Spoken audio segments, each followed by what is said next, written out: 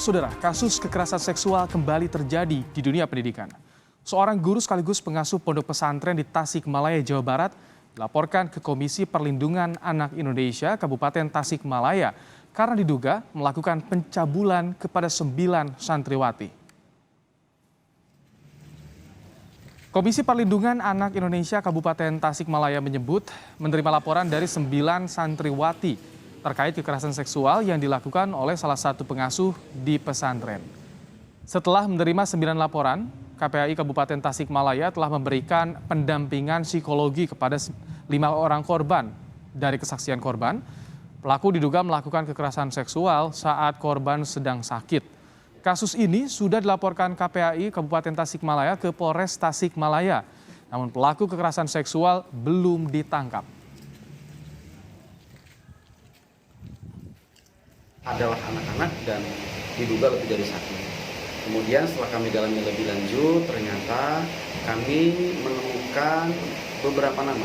Yang muncul pada kami ada 9 nama, tapi dari 9 nama ini kami baru melakukan terapi 5 santri. Modus yang dilakukan oleh oknum pengajar ini adalah ketika anak itu sakit dan tetap tinggal di tempat di Kobong, pada saat pagi hari atau subuh, pada saat yang lain mengikuti kegiatan pengajian, maka yang sakit ini tetap tinggal di Kobong. Dugaan pencabulan juga terjadi di Cilacap, Jawa Tengah kepada 15 orang siswa yang dilakukan oleh seorang guru agama di salah satu sekolah dasar. Dinas Pendidikan dan Kebudayaan di Cilacap, Jawa Tengah menyebut bukan kali ini saja pelaku melakukan tindak kekerasan seksual kepada siswanya. Saat ini, kasus kekerasan seksual yang dilakukan oknum guru agama ini sudah ditangani oleh Polres Cilacap.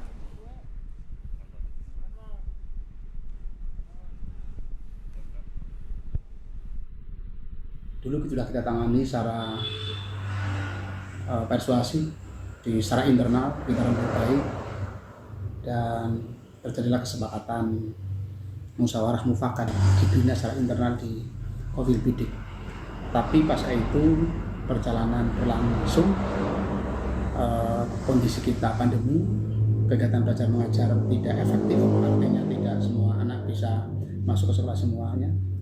Dan di saat itu di sekolah tidak begitu terpantau.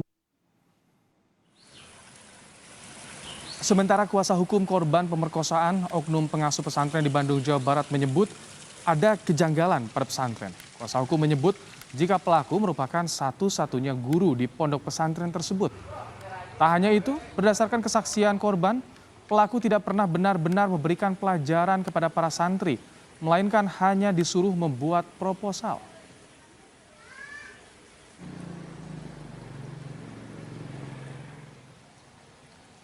Yang datang ke saya itu 3 orang.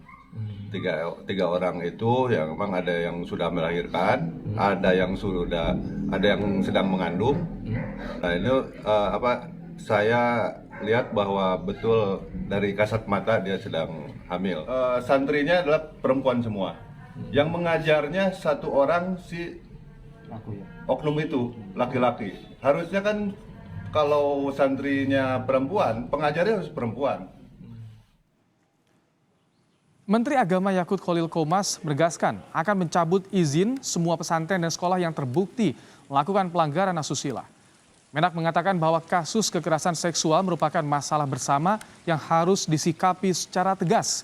Sehingga Kementerian Agama tak segan mencabut izin pesantren dan sekolah asrama keagamaan yang terbukti terlibat kekerasan seksual. Itu kan ada berapa pesantren Pak, nggak cuma satu Pak, apa semuanya dicabut juga? Dicabut, semua yang melakukan pelanggaran terutama asusila ya, yang pasti itu dilarang oleh agama, kita cabut. Tapi ya? yang berkedok pesantren gratis seperti itu? Ya kita investigasi, kita sedang cari semua nih. Karena begini, yang kita khawatirkan apa, ini adalah puncak gunung es.